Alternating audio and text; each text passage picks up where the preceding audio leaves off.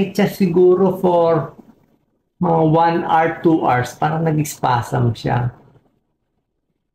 Pero pag tinulugan mo, okay lang. Pag tinulugan mo siya, kaya. So that's 8 months ago. 8 months, siguro maybe up to a year ago. Doon ko napansin, pag humiga ako, sakit. Kaya ko na lang humiga sa isang gabi mga 2 hours or 3 hours. Or pag antok na, nakakahiga ako. Pero pag higa ako, masakit dito. Pero isip ko, muscle pain lang yan. Matigas yung kama mo. Palitan mo yung mattress mo. So, sakit siya na sakit. Ginagawa ko, pinapamassage. Masahe lang, pampalambot, stretching, ganyan. Wala naman eh. May ultrasound pa ako ng tiyan noon. 1 year ago, okay naman. Blood test, okay naman. Walang na ano. Diba? Walang nakikita. Pero ang nagtataka ko, yung back pain ko, bakit tumaas? Dati ang back pain ko dito lang sa baba.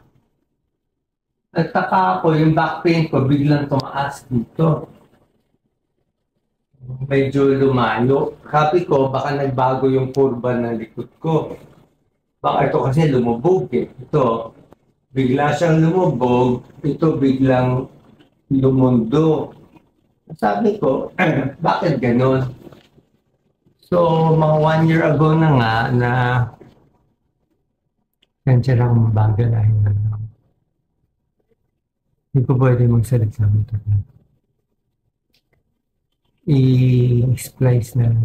Shortcut ko na lang. Hindi mo na lang. Nakapagod po. Nakakimo ako eh. Nakakimo. Pero ayoko lokohin kaya followers ko. Mahal ko followers ko. Mahal ko followers ko. Mahal ko kayo. Niwala kayo. So, nasaan na ba ako dito? Then after you had back pains. Okay. So, nung nag-back pain ako 1 year ago, hindi ko lang pinapansin. So, pasakit. Until shortcut na natin no mga August 28 ngayon, di ba? So, baka gawin natin August 18 or 19.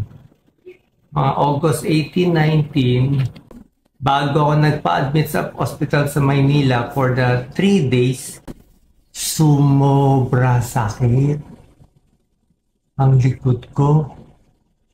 Tsaka iba pang symptoms ko, yung tiyan ko lumalaki. Sunday yon on a weekend. Ikaw na magpapahinga. Si Doc Lisa magpapahinga mo na ako. Okay lang. August 17, 18, 19, you had back pains. So August 21, Wednesday, August 20, Tuesday, yun, laboratories. August 20, then we pa-admit na. Kailan tayo nagpa-admit? August 20, Tuesday. So, mga August 17, 18, 19, that weekend. Akit mo ako.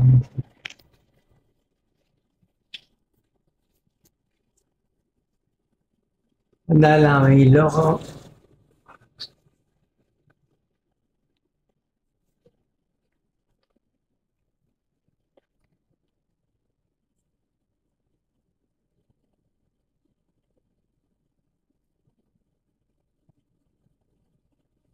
Dok, ba't ka masungit?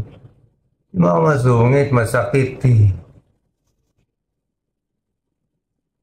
Huwag niya naisipan ng masama ang tao.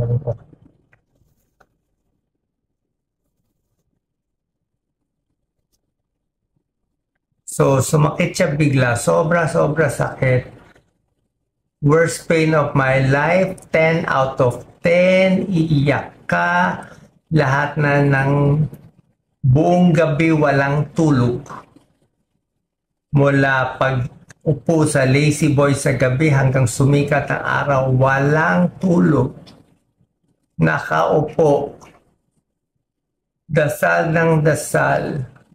Humihiyaw lang buong gabi. Sasakit siya para siyang may kutsilyo na may sumasaksak sa likod mo. Saksak, saksak, saksak. Hinto. Saksak, saksak, saksak. Hinto. Di mo alam anong position. 3 days. Kala ko spasm, body spasm. Kasi wala makita sa labas. So, 3 days, sobrang pain. Sabi ni Doc Lisa, no choice. Dali sa hospital. Dating doon, shortcut ko na lang. May mga test. Nakita na yung kalaban. Nakita yung kalaban. Ang kalaban natin ay wala pang pangalan nung una. Bigay ko na yung pangalan. Pero wala pang balik. So, bukol na to, malaking malaki daw. Isa sa pinakamalaki na nakita nila.